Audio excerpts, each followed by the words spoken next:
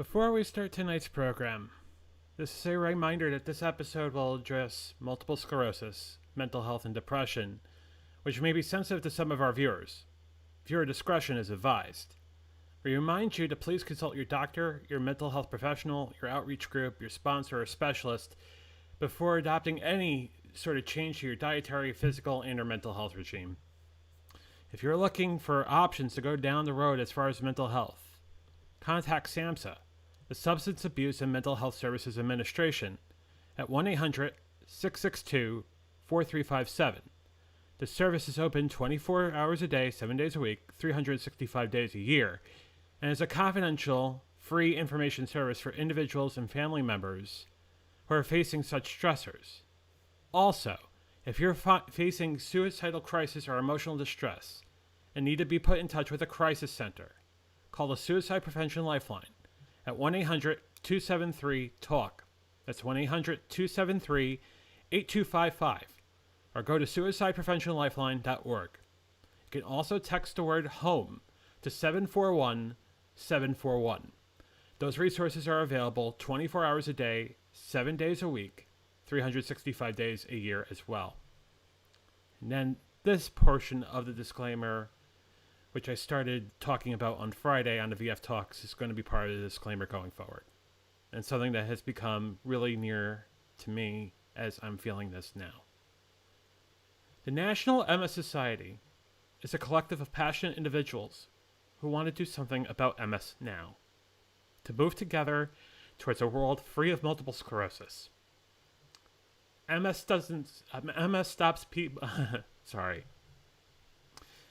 MS stops people from moving. The National MS Society exists to make sure that MS doesn't. To contact the National MS Society, please contact 1-800-344-4867 or their website, nationalmssociety.org. Again, 1-800-344-4867 or go to their website at nationalmssociety.org. The National MS Society is a charity that's been near and dear to me for over 10 years, well before the demyelination diagnosis in 2011. I know people who have MS. I'm now one of those people as well. I like to say I don't have MS. MS has me.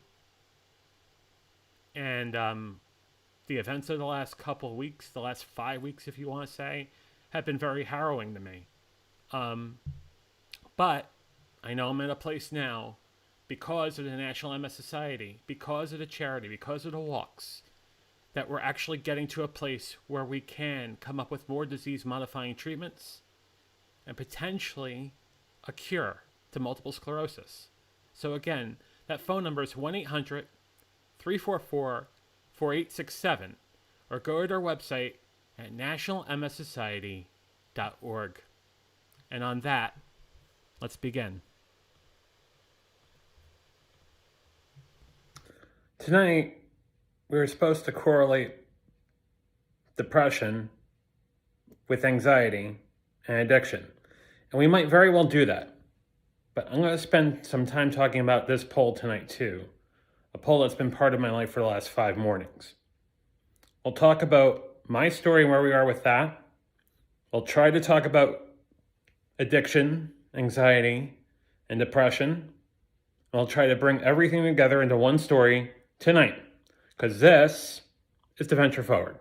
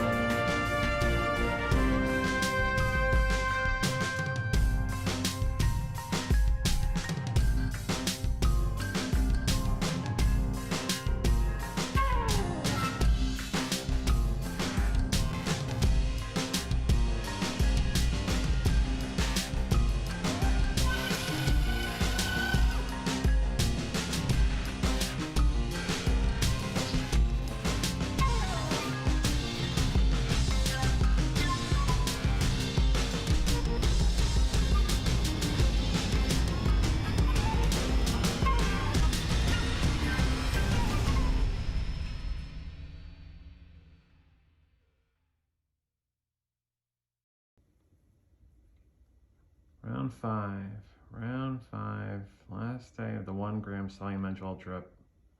Starting to feel a lot better. We'll see what the next steps are. One day at a time, one step at a time, one foot in front of the other. Good evening, or good morning, or good afternoon, wherever you may be.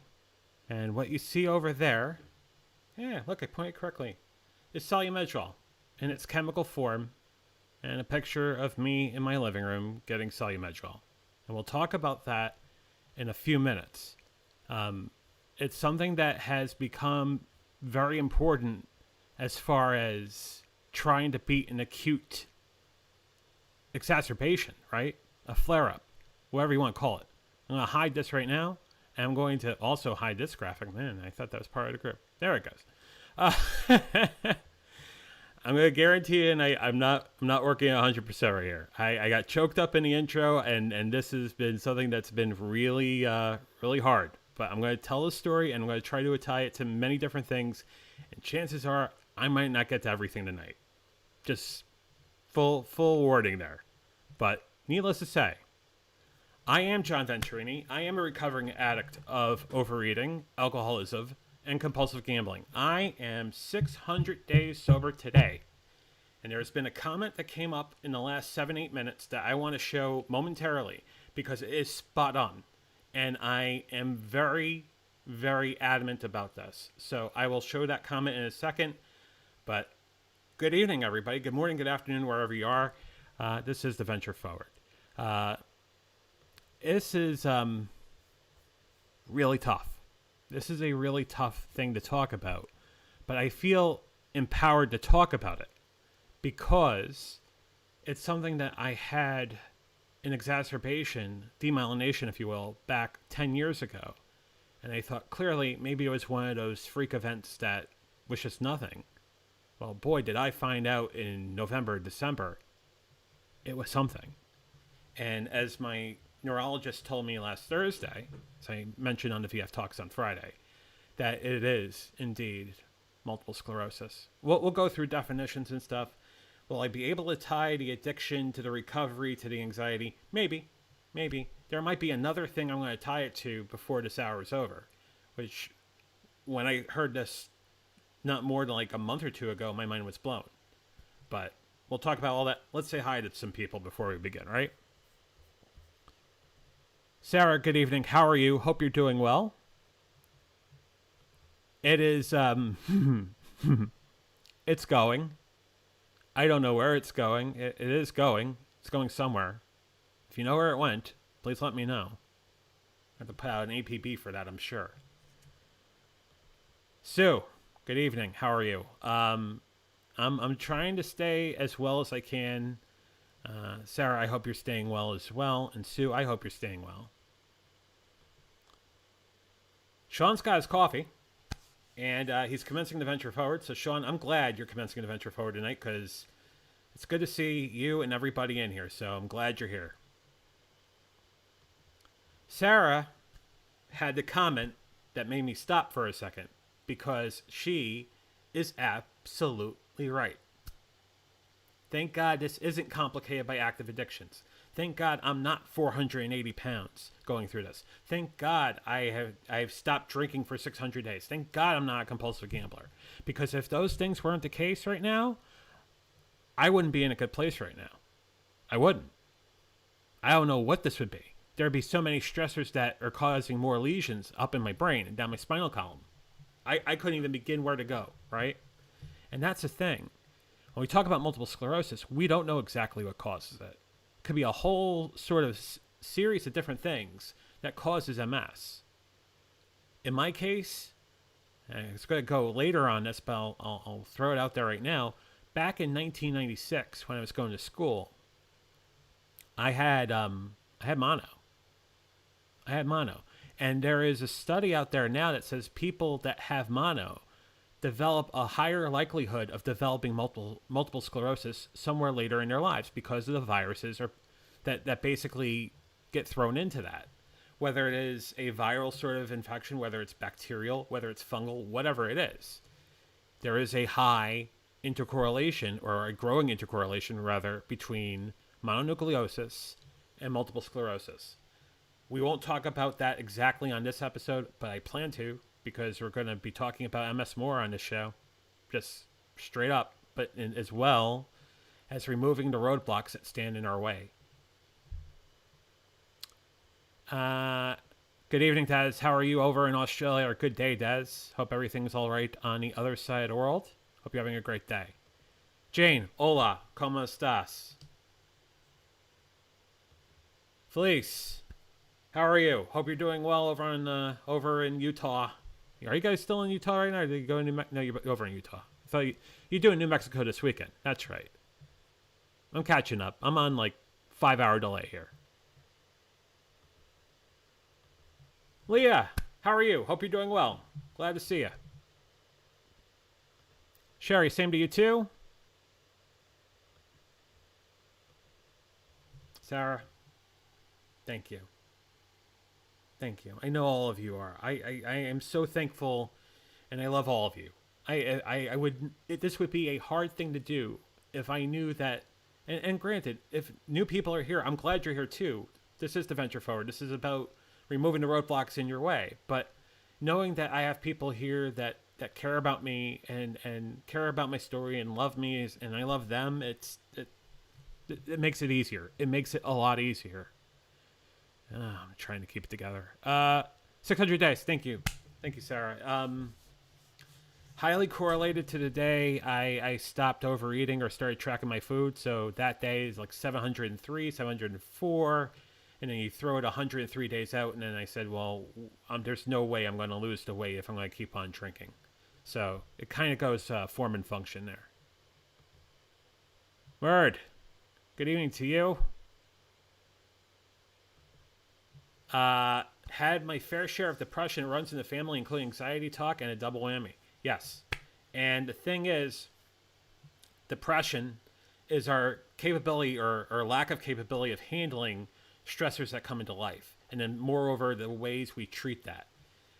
Will I talk about IFS or internal family systems tonight? Probably not. There's a lot of things on my mind right now. We'll probably talk about the MS a bit more before this hour is up. But yeah, they really run knee deep. And at some point, I would love to have a deeper conversation about how depression falls into anxiety, falls into addiction.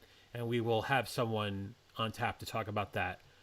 Probably next week. We were supposed to have someone tonight, but just something came up last minute. No worries.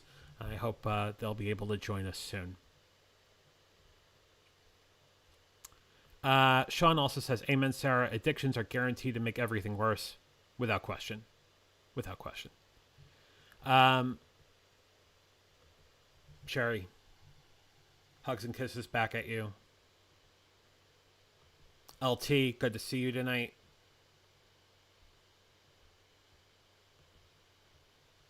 %100 there. We love you too. I definitely love you, Leah. So glad you're here. And I'm glad I'm streaming too. Okay. So let's talk about how I wanted to approach this tonight and what happened. And well, we'll take it from there, right? When we talk about what got my mind into a place late last year rather, that, okay, here's someone who's lost nearly 280 pounds. Here's someone who's been sober now, 600 days. Here's someone who's stopped gambling. You think right now I'd be at a point where I am capable of doing a lot of things right now. I'm capable of doing the better things in life, the greater things in life. And what I'm finding out is it gave me more time to think about the past. It gave me more time to basically, there's not much buffer now, right? You want to go that road for a second? And it's also something that I basically was... So when I got the demyelination diagnosis in 2011, and I might have mentioned this last week, and if I did, I'll mention it again. When I got the demyelination diagnosis in 2011, I wasn't so ready to take what we call the crab drugs. So it's Capaxin, Rebif, Avonex, and Beasterin, right? The MS diagnosis, the MS sort of landscape, as far as treating MS, muchly different in 2011 than it is now in 2021. So in 10 years, a lot of drugs have entered the market, a lot of drugs that have gone to clinical trial, some of them based here in the Philadelphia area, which I'm very fortunate. I'm working with some really great doctors over at Penn Medicine. They're helping me. I'm hoping that somewhere along the line, through studies and whatnot, I can help them out too. So it's really something where if there was any time for me to start doing this, anytime you say, you know what, it's MS, and then, oh, by the way, the exacerbation this time around, late last year, going to New Year's Eve, where I spent some time in the ER for about 5 hours before they realized, oh God, I'm not going to say it. Here's half a dose or half a gram of Solu-Medrol. Go home, but we won't even talk about that. But it was right. It was the right call. I'll say that. Things are weird right now. Things that you would take for expectation are just, they're not expected. And, if I went to get the Solu-Medrol a couple weeks prior, maybe things would be a little bit different. Who knows? But then again, I'm not a neurologist. Fortunately, I know some neurologists, and I have a couple of great neurologists that are working with me. So, it's a matter of part and parcel to try to figure out exactly the right way to go about this. It's been really fascinating to see how all of this has come together. It was really scary to feel the desensitization on my forehead and down my nose and my upper lip and my upper jaw and my right-hand side. And the short-term memory not as good as it normally is, and the hearing somewhat blurry in my right ear, and my vision freezing every from time to time for about a second or two. It's not full-fledged optic neuritis. Optic neuritis basically insinuates that there's pain with it. There isn't. The only pain I have going on up here right now is that of grittiness. But, it is what it is. And I know with the steroid, the corticosteroid that I've taken, the Solu-Medrol, which I'll bring up the graphic again in a second or two, it helps. It's a high dosage corticosteroid. It is a gram of Solu-Medrol that was given to me for 5 days. In fact, if you look at the MS Society, they say that the most that you basically put someone in a course against an active exacerbation is about 3 to 6 days. I went for 5. And I feel a lot better than I did, say, last Friday, the first day of the drip. So there is help to that. It is not a permanent solution, right? Because they still have to figure out what exactly is going on there. There are treatments that you could take as far as disease-modifying treatments to try to offset that. Now the question is, which one is the right way for me to go? I'm going for more MRIs next week to see if there's anything else appearing. So we're going to do a contrast and compare versus the MRIs I took last Monday. And we'll see what happens. It's the best I can do. I feel like I'm in a good place as far as treatment. I feel the fact that they wanted to put me on a 7T MRI, really see what's going on upstairs. That helps, right? Any sort of additional information we can get, the better off we are. So it's just a multitude of thoughts going on up here. So if I sound scattered a bit, my apologies. I usually sound scattered, but I'm a little more scattered tonight. Rex is not even here. Where is he? Oh, he's over there. Anyhow, Solu-Medrol. Solu-Medrol looks like this. I'll bring up the group that was up before. It's basically a corticosteroid that's used for acute demyelination or MS flares. It's basically your run-of-the-mill sodium ion with oxygen ion with hydrogen as well, and that sort of formulation. And there are many different ways that you could kind of tackle this on, but if you get an MS flare, you go to a neurologist or whatnot, you definitely need to at least walk down that road. Now, I saw something pop up a second ago, and I'll bring it up in a second, but I know this helped me back in 11. I know it's helping me now.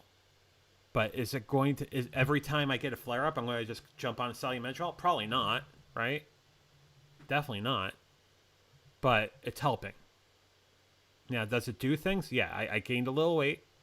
That does it to you, right? Because it's that sort of hybrid of the sodium ion and the hydrogen, the oxygen, and the increased hunger, and also emotions, and also psychological. It's kind of the reason why we're talking about that tonight too. But it works. It works. I mean, I don't feel as bad as I did a week ago. So there's that. I'm going to take this graphic out of the way. Now, a couple of comments. Here we go. Jen, hi. How are you? Hope you're doing well. LT says, I have found most of the time I get depressed, it's when I neglect my spiritual condition. LT, yes. I think it's more than that.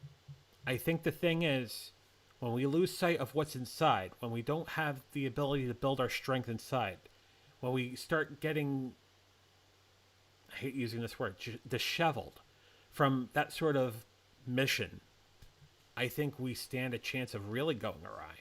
And that's another thing I would love to talk about, is the fact that when we get so consumed by things in our life, that's when a lot of this can come on. And you know, could we go theological? Sure. Could we go spiritual? Absolutely. Could we go the mind-body connection? Yeah. LT, that's why it is. It's the mind-body connection. You don't treat the mind, you're not treating the body. They go part and parcel. Second time I used that phrase tonight. Third one, I owe somebody something. So it's all of that.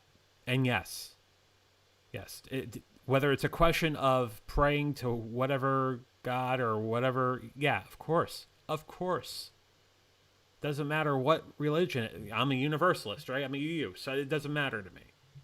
But the thing is, we have to have our mind on something that drives us to a higher calling. We have to realize that what we do for ourselves, that love and respect that we grow because we're putting ourselves around people that are like-minded, that have that same sort of mindset, that are willing, that want to do the greatest things in life. Obviously, just not for them, but for everybody around them in the world. That's the people we surround ourselves with. And it really doesn't matter exactly what that sort of lineage is, does it? So, yeah, absolutely. I'll tell you, you're spot on. Thank you, Leah. That means the world to me. It really does mean the world to me. Jane says, obviously get a second opinion. Yeah, I mean, I did that back in 11. I went to 3 neurologists when I had the demyelination. The third neurologist I saw, a lovely, lovely doctor's office down in New London, Connecticut. Thought it was depression for a long time, and then they did the spinal tap, and they saw in the 5th round, the spinal tap, that the symptoms of the lesions started popping up more and more in that sort of 5th generation out. So I always had that sort of warning, whether it was the work that happened at UConn or Hartford Hospital or the neurological associates, or even the work that I did with John Hopkins that year and a half I was in Maryland, down in Baltimore. Yeah, I definitely will get a second opinion. I definitely will talk to as many doctors as I can. I will probably talk to my buddies over at JHU, and I have a buddy over at Cleveland Clinic as well. See what happens. But, you know, when it looks like a duck and quacks like a duck, and it's probably a duck. But I'm definitely going to do as much due discourse as I can, for sure. Jen says, you're quite the inspiration. I'm glad you're taking your audience on your journey. Very cathartic. There's no reason for me not to. It's something where people talk about having multiple sclerosis. People go down that road, and there's so many things that have changed about MS. A lot of positive things. If we don't shed some light on it on this live stream, on the Venture Forward, I don't think I'm doing my job to tell a story. I don't think I'm telling the most important story there is, the story that I'm going through. what better story you can talk to is the story that you're living. So, it's what it is. LT has the best advice. Smash that like button. Thank you, LT. Appreciate that. Appreciate you. Thank you. God bless you as well. Jane says, I love you, John. It takes courage to share, but you're helping us. I do everything I can, but I'll give you a little secret. Me talking about this in front of all you is helping me as well. It goes both ways. And I'm glad I'm able to do that for you, Jane, for sure.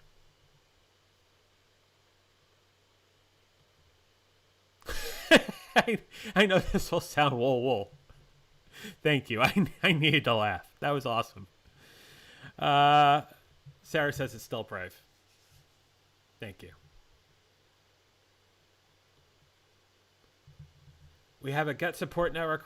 We try here for each other. Always, Sherry. Everything we've done in the recovery groups, whether it's the work that LT does or the other groups that I'm part of, anytime it's all systems go. I mean, we roll up our sleeves, we put our minds together, and we do everything we can. That's what it's about, right? Oh, I know this will sound woo woo, but shaman's kelp. Yeah, I there's someone that's kind of leading me down that road too, and we're definitely going to have a conversation about that. She who wants to talk about it. Gave out the gender. That's a no. Yes. Yeah, absolutely. I think between healing and Reiki and acupuncture and there are a lot of things I can do, and I will do them. Believe you me, I will. Right? Truly. Need my glasses. Want to borrow mine? Be kind of hardish. Sue says, I want to be honest here. I was angry for you that you have to go through this. Yeah, that's a good point. That's a good point, Sue. I could be angry about it, or I could just roll up my sleeves and say, you know what? This is something I could work through. If I couldn't work through being 280 pounds overweight, obese, BMI in the 60s, and having drank for, having not have a drink for 600 days, but getting to the point where I was drinking every day, and then also getting that sort of solace doing, compulsive gambling and whatnot. It's like, it's a sort of thing where I could be angry about this, Sue. I'll bring your comment back up for a second. I could be angry about this for a second, or I could survive. And not only can I not survive, I could survive and thrive, right? And that's what we're all trying to do here. That's what everybody does on Adventure Forward. That's what everybody does on Recovering Addict and Real Recovery and Sober James. All of us. And all the other groups you want to mention. There's a wonderful GA group I'm part of on Saturdays. Same mindset. That's how we work through this. We could be angry about it for a second, Sue, but at some point, we work right through it. Because we hold on to that, we're just grinding up inside. We grind up inside if we don't take care of that. We got to take care of ourselves. But Sue, I'm really thankful you said that. Matt says, hello, John. Don't be angry. Remember, tacos exist. They do. And I think tacos are fantastic with chorizo in them. That's my hot take. Just sharing it. This conversation's gone 900 different directions. Might as well throw that in there. Chorizo, very, very incredible sausage. Yeah, definitely belongs in a taco.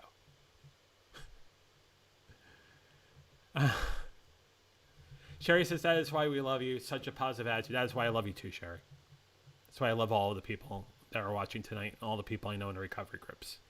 All the live streamers I know too. I love all of you. If it wasn't for you guys last year, You wonderful people. I don't know where I'd be right now. So that's the God's honest truth.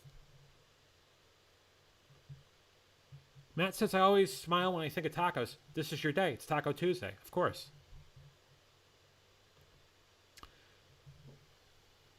I'm trying to build a muscle here, but it still needs work. Still needs work, but I love you, Jen. Thank you. Sarah says, thrive is my word for 2021. Yeah, it's more than surviving now. It's surviving and thriving. If we haven't been pushed through so many ha's in my story, I would say since 19, when I was trying to figure out exactly what the heck's going on, what I need to do to, I don't know, live, survive, not die. Yeah, it's now about thriving. We've gone through. I've gone through the trials of last year, as everybody else has. And now it's a chance for us to take the lessons we learned from 20 and try to make 21 incredible, to make it extraordinary. So yes, Sarah, it's about thriving. We have to thrive. We're not going to talk about the connection between us. Not going to happen. Between addiction and anxiety and depression. I will talk about it next Tuesday though. So that'll be 2.4. Will be that. Paul says, surviving, thriving, and charming the hell out of your audience on the next venture forward. Yeah, Paul, I learned it by watching you, man. If there's anyone that knows how to charm your audience, Paul Burke, you are the consummate gentleman, as well as Matt Haas, as well as LT, as well as everybody in here. You guys are phenomenal at what you do. The people that I did Lita with, all of you guys, you're incredible. Most talented ladies and gentlemen I have ever met. I'm not kidding. You guys have a great mind. You know how to tell a story. It's an honor and pleasure to be with you, for sure. And chorizo is definitely an excellent choice on a Taco Tuesday. Love you, LT.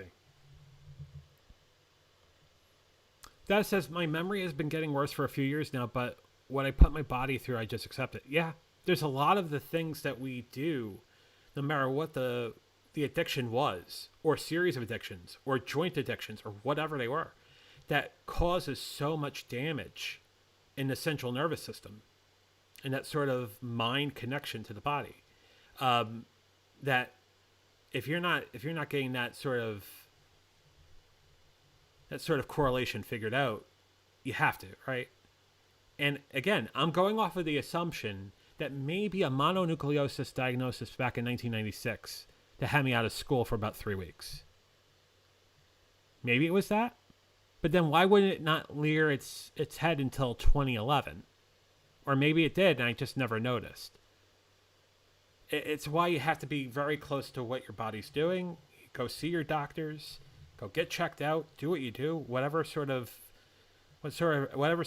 medicine you like to practice, whether it's holistic medicine or traditional medicine or the combination of the two, definitely take care of yourself. That's the only way you know. I certainly don't have a PhD. I certainly don't have an MD. I don't have any of that. So the best thing I can do is call my doctor or go to the urgent care, whatever. Do whatever I can to try to get myself to a better place. Let's see. Paul says, come for the John, stay for the taco tips. Yes. That chorizo, by the way, also great on a nacho. Just a little hot take there for you. Works really well on a nacho. Sherry says, nice to Sarah. And Merd says, you're the best. Keep your head up. You're doing a wonderful job. Thank you, man. Appreciate it. I guess I can go through a couple definitions and try to tackle why one thing may lead to another, which may lead to another, but I won't talk exactly to the correlation between the three tonight. I'll table that for a fourth part next week. There won't be an episode Thursday night, by the way, but there will be a VF Talks, and we'll talk about that at the end. Let's see. So we talked about what demyelination is. You know, basically demyelination is any disease of the nervous system in which the myelin sheath of neurons are damaged. The myelin sheath exists up in the brain, but also goes down your spinal cord and around your neck. It's the sort of thing where you have to have a good understanding of what your body's doing. And when you start getting basically these lesions that appear, there is some sort of neurological disorder, some sort of lapse in sort of mind to nerve connection. So there's a delay and there's damage, right? So we go back to the symptoms I had. We talk about the desensitization on the top of my forehead. We talk about the thing with my nose, the blurry, the hearing in the right ear. We talk about the upper lip. We talk jaw, down my right hand side. Why not the left? Thank God not the left. It was down my right. Don't understand that one at all. But we know that there's some sort of trigger that's going on from that from that sheath being basically being damaged, whether it's through lesions or whatnot. So I'm dealing with a situation where I have all these symptoms. They say, well, it sounds like you have demyelination. And then they go put you through a CAT scan. If the CAT scan looks borderline, they're going to say the next step is we're going to take you through an MRI. So last Monday, I went for an MRI. I went for an MRI of the brain with contrast, without contrast. It was about 60 minutes. And it was basically the picture that I needed to see that said, hey, you have new lesions. They're lighter. I showed them on the show last week versus the lesions that were there that were darker color because they were there for a while. It's something that, when the first time it happens, they don't necessarily give you an MS diagnosis unless the event was severe. Was the event severe in 2011? Yeah, it knocked me out of work for 5 weeks. Maybe 6. It was 6, actually.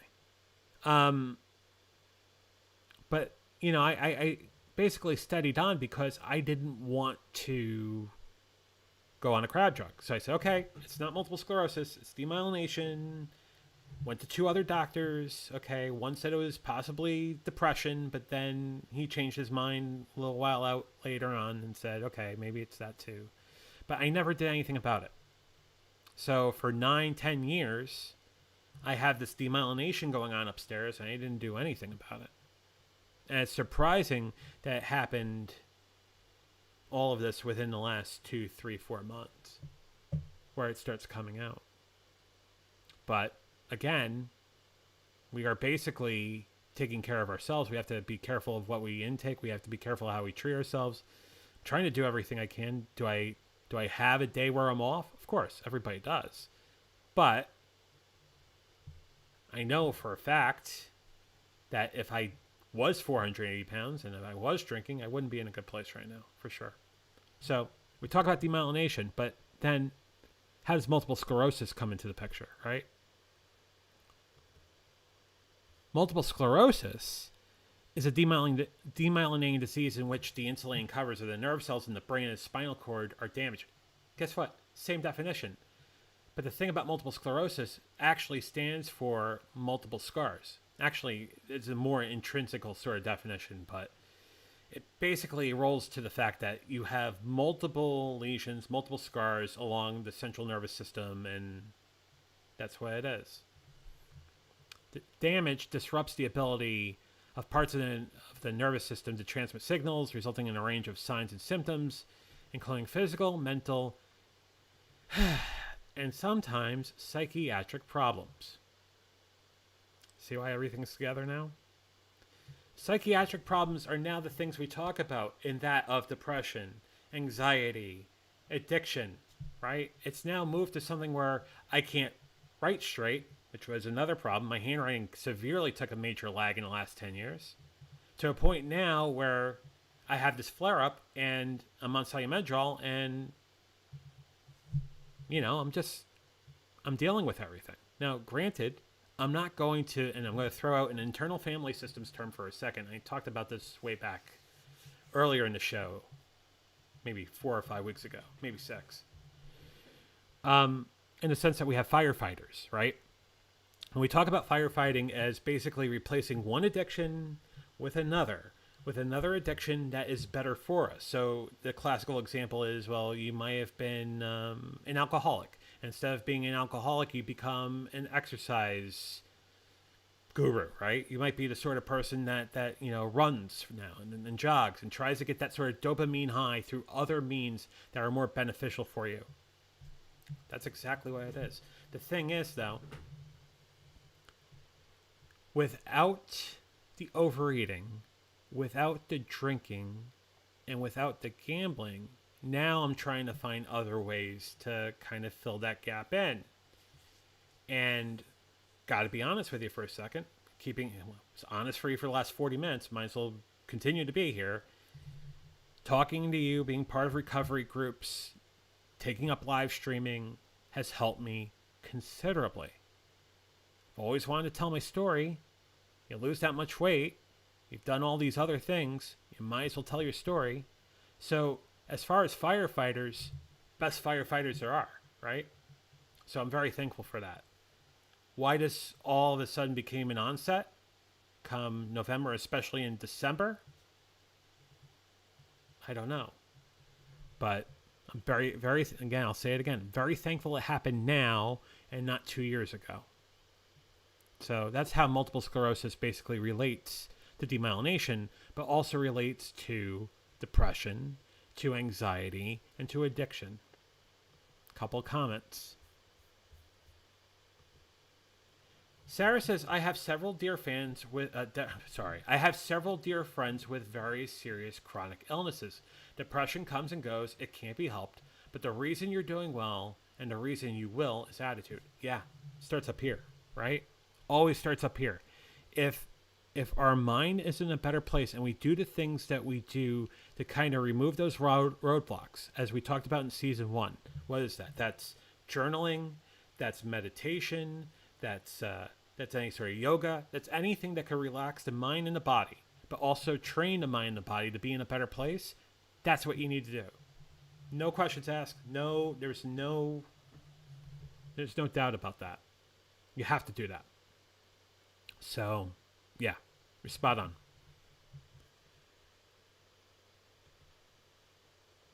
Paul says, I'm writing down these tips as fast as I can, but John, just the tips. I knew you were going to do that, Paul. I swear you. Thank you. I needed to laugh. That was great. Jen says attitude is everything, mind over matter. Yeah, mind over matter, absolutely. Because as I've told you, I think I've told everybody in here, what is it? Your love, your strength, your wisdom starts inside, right? You have to gain it for yourself and then be be willing to share that with whoever you can. And when something goes wrong, we're so quick to say, hey, why the heck did this happen to me? Or why is it, it's I hate using this term, but it's the victim persona, which I'll be fully adamant. If you talk to 480-pound Johnny, I was definitely playing the victim persona. And what did that make me do? It made me someone who was a shadow of himself. Made me someone who basically didn't have a good handle on things. That was willing to go and to a Mexican place and eat a whole order of nachos and drink 2 pitchers of jalapeno cucumber margaritas and other things, and then go home and drink on the last night he had to drink 600 nights ago. Yeah, that was my story. That's what it was. That was just a sheer example of others. But yeah, and when your mind's in not a good place, guess what? You're going to do the most awful things to yourself like that. So, yeah, it's definitely something that you own that story. You own it. And Sarah nails it on her next comment. Staying in the victim position gets boring. You know what it also does, Sarah? It kills you. It kills you. Being in the victim position kills you if you're not going to do anything about it. I didn't want to get loud about it, but it's the truth. It gets boring and it could be fatal. And if there's any testament to that, it's me. So, yeah, staying in the victim position doesn't do anything for anyone. You realize you have a lesson to learn, you learn it, you don't dwell upon it, you move forward. That's what we got to do. It's as simple as that. It's not very simple at all, but if you think about it on paper, if we could be committed to that idea, it's as simple as that. Mert says, it happens to the best of us. We all tend to lose our mind every once in a while and get trapped inside our head. Yes. Yes. We get consumed by a multitude of thoughts and we get trapped inside our heads. And, the thing is, we can't open. I'm going to throw another IFS thing. Oh, it's two in the same hour. We can't open up all the boxes at the same time. When we do that, we will be flooded by all of this. Good, bad, indifferent, as Paul would say, the meh, all of that. So it's a thing where we can't be overconsumed by things. We handle the things we can handle, but we're not going to dwell upon it. We can't dwell upon it. We learn from it, but we can't dwell. The moment we start dwelling, we start turning those cycles over and over and over again, we are doing ourselves a major disservice. And God only knows what other things can happen to us too. Sean said, was sick and tired of being sick and tired. In the solution now, I admire your attitude. Sean, I admire your attitude as well. And congratulations on all the things you've done with your achievements. And Sean, I saw your 7-year chip. That's incredible. So Sean, it's great. It really is. Sarah nails it. That's what community is for. It is. It's about our community. It's about our support network. It's about everybody that's here to back us up. If we don't have that level of backup, if we don't have that sort of support net, it's like driving the train not with the rails up, right? It's that sort of scary thing. It's like doing things that, you basically run a major chance of danger. So, Sarah, you're absolutely right. Community, support, love, care, respect, wisdom, that's what helps us here every single time. Shameless plug for all things YouTube. Matt, glad you're over there now. Sherry says the right word as far as that sort of feeling. It is overwhelmed. It is overwhelmed. We become stuck in the overwhelmed mind, and there's no place for us to go. And then you throw in other concepts that we threw towards the end of season 1, and that of co-addiction and codependency, and now it becomes a great giant hodgepodge of all these different things. And now not only it is us, we're now taking that on other people too. Which, what does that do? It can ruin so many relationships. It can ruin so many people around us. And then they have to come up with a decision on whether or not they want to take that on. They want to be in that danger of having that around them, or do they want to save themselves first? And some people do, and some people don't. But at the end of the day, what do we need to do? We need to figure this stuff out for our own, so we can come out there with the best version of ourselves, the most loving, caring version of ourselves. That's the version that's going to win every single time.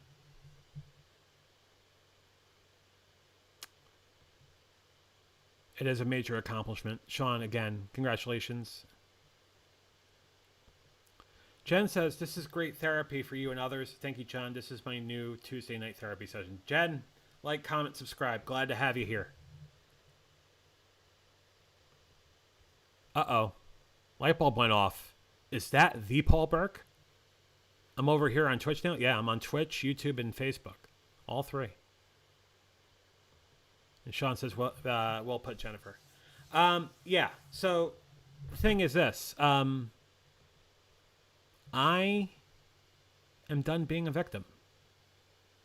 I'm done saying, woe is me. I'm done doing that. To go back to what you said before, Sarah, spot on again. But, it's the thing where we own our story. And it's up to us to figure out what that story is. It's up to us to at least put our best intention out there. Now, whether or not it actually comes to pass, I don't know. But we could try. We always can try. Let's see. Was there anything else I wanted to show? I had a graphic from a workshop talking about the difference between anger, hurt, and loving. I'll bring the graphic up real quick. They're basically a wonderful group out from the West Coast that is kind of shut down right now due to the thing that's going on that I can't mention because I don't want to be demonetized. But their resources are up there. I put the link down there. I'll bring the graphic up real quick, but there is a serious sort of connection between anger, hurt, and loving. I'll move myself out of the way. Wrong way, John. So the graphic can come up for a second. So basically, it's anger is formed by stress, anxiety, and panic. And when we can't handle the anger, when the stress turns into anxiety and it turns into panic, we become hurt, and we need to find ways to fix that. So we talk about the up-down arrows of panic. We talk about the up and down of anxiety. That's the firefighters coming to pass. We have all the stress. We have the gaps. We have to figure out a way to handle that. Could be beneficial, could be benevolent, but they could also be malevolent as well. It's totally on us, and totally on us to try to figure exactly what we need to do to fix that. That anger turns into hurt. That hurt can, and there's a little bit of a missing here, there should be a little arrow going back up. The hurt can turn into more anger. So now you have that sort of deal where the anxiety and the addiction are now playing back and forth. And then we may get the right sense of love, but we may get the false sense of love depending on what sort of firefighter we're using. But if we find the right kind of love, eventually we have healing. In a nutshell, that's the model, but I want to actually spend time with the author to talk about this.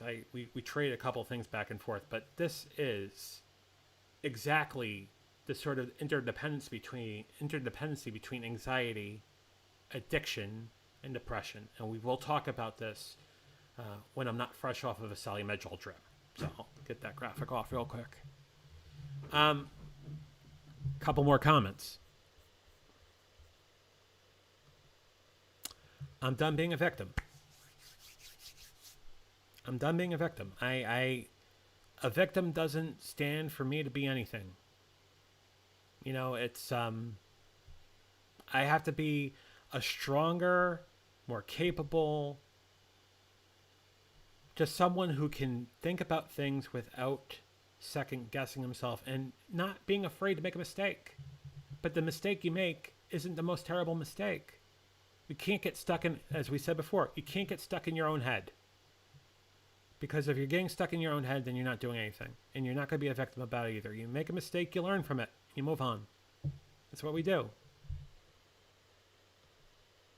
Resentment is missing from anger too. Yeah.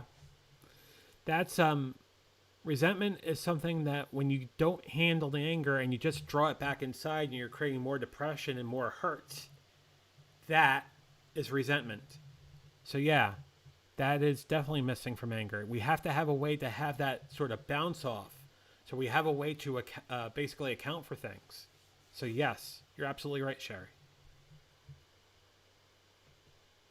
Sean says, that reminds me of the quote, be kinder than you feel. Yeah. Yeah, we have to be kinder than we feel. If we're not feeling the smile, we have to try to smile. We do. Because if we vibrate that, we stand a chance to bring in such greatness into our life. It's what you vibrate. And if you're not vibrating it, get yourself to a place where you can start thinking about that. Put yourself into the mindset where you can do that. The meditation helps with that. The journaling helps with that. It makes such a difference. What caused me to start eating right when I couldn't walk more than 5 or 10 feet at the airport when I was 480 pounds? Meditation, journaling, taking account for what I'm doing to my body. Yeah. It's being fully accountable of what you're doing, not only from a dietary standpoint, but also from your mental standpoint, from other psychological, physical, that sort of thing. It's the whole body, right? So it goes both ways. I agree, Sherry. It was an excellent point for sure. LT, have a good time at the gym. Mort says, you had a bad day and tomorrow will be a different day and a much better day. Yeah. If you don't, I'm going to use a phrase that a couple of people got mad at me for using back in the beginning of this weight loss journey. If you don't like the hand that you're dealt, you know what you could do? you can shuffle the deck. Be strong enough to shuffle the deck. Because quite frankly, if you're not looking for a new set of cards, if you're not looking for a chance to change things, you're not willing to do the research that you need to figure out exactly what's going on, then you're not really trying. I know for some people in my life that's a very, very sore thing to say, but it is true. We have to keep trying, and that goes to everything. It goes to everything. I mean, we have to be on top of ourselves from the sense that we have to be our number one advocate. We have to know exactly what's going on, how we could treat it, but also know the right people to talk to when we don't know exactly how to do it. But it requires us to do exactly that.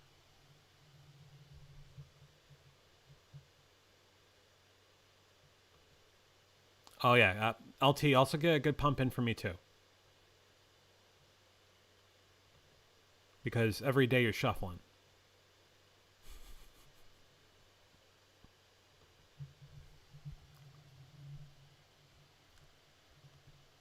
So that wasn't exactly the connection between addiction, anxiety, and depression I wanted to talk to today, but this one, this is more an opportunity for me to talk about what's going on and maybe get a little, a little, a little sad and a little shaken up and just trying to make sense of it all. But I think more than that, for me to have a chance to sit down and spend an hour with some of the greatest people I know, I'm really thankful and grateful for all of you.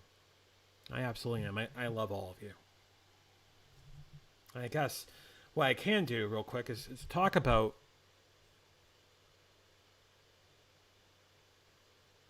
I'll put it up. Why not? LT says, "Oh yeah, plump time. Oh yeah, plump time. Oh yeah, pump time. Flop sweat. Always smiling after a workout."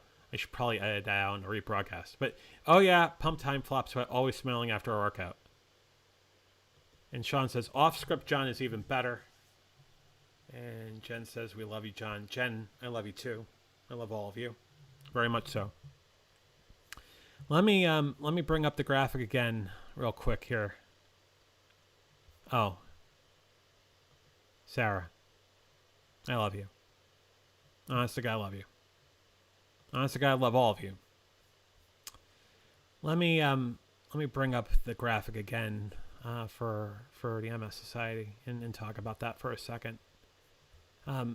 It's the sort of thing where I used to be part of those walks and those charities. Every time you're having a drive, I have friends who donate to the MS Society every year, and they do a walk or they do a charity run for the National MS Society. It's honestly it's one of the larger advocacy groups for disease out there, next to the Cancer Society, the Cancer Foundation, and others.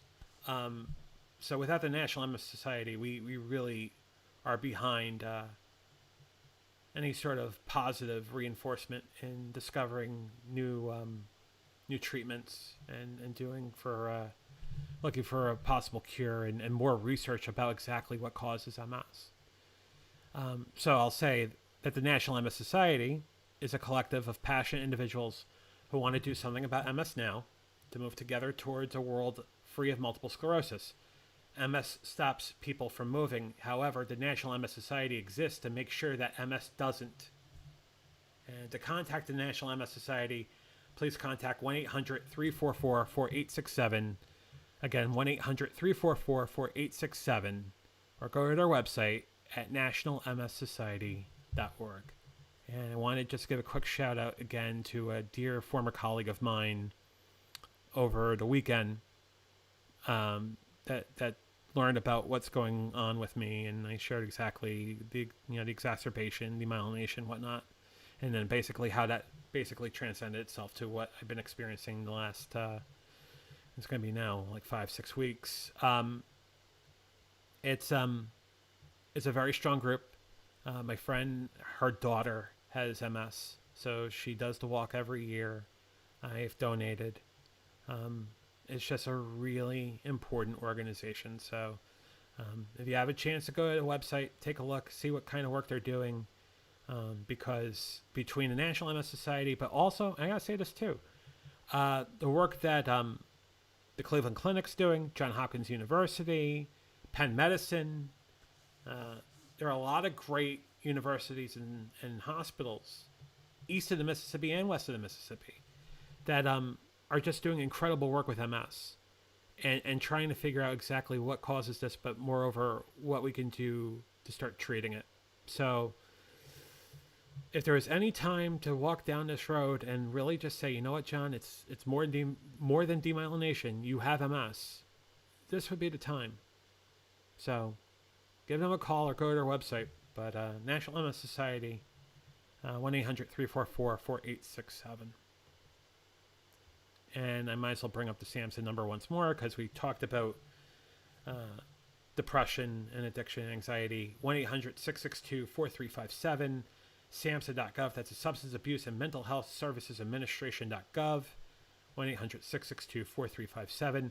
If you're in a situation where there's suicidal ideation and you need some help now, so the number for that's 1-800-273-8255. SuicidePreventionLifeline.org. Again, 1-800-273-8255. Or you could text the word HOME to 741-741. What's coming up on the show? No show Thursday night. We'll be back Friday night for VF Talks, where we'll talk about anything and probably more about what's going on. I will try to be as laid back as possible. Kind of laid back tonight, but I'll be a little more laid back. And there probably will be a very cantankerous Triceratops who thinks he's a T-Rex standing behind there. Don't know where I'll put him yet, but he'll be there. And he'll be cantankerous. And he'll say things that he shouldn't be saying. But I'll make sure I block that off because I don't want to be demonetized. So there's that. We'll pick up the conversation 1 week from today on part 4 of this. Depression, addiction, anxiety, and MS. There are more ties between these things, but I also want to talk about how it could be led to other diseases or disorders or viruses we've had over time. Mononucleosis is the one that pops into my mind. I want to spend a little more time talking about that. So, anyhow, a couple more comments here. We love you. Thanks for all you do. Thank you, Sue. I love you as well. I love you too, Murd. Many blessings to you. Hope you're doing well. And Sean's reminding us that Rex is definitely not suitable for work. So that's why he's not on the Tuesday or Thursday show. And on that, I will tell you the same thing I tell you at the end of every single Venture Forward or VF Talks. Stay safe. Stay sane. Stay strong. Stay sober. You're worth it. I'll see you Friday night for VF Talks at 5:15 Eastern, 2:15 Pacific. Have a great night, or great morning, or great afternoon, wherever you are. And thanks again for joining. I love you all. Good night.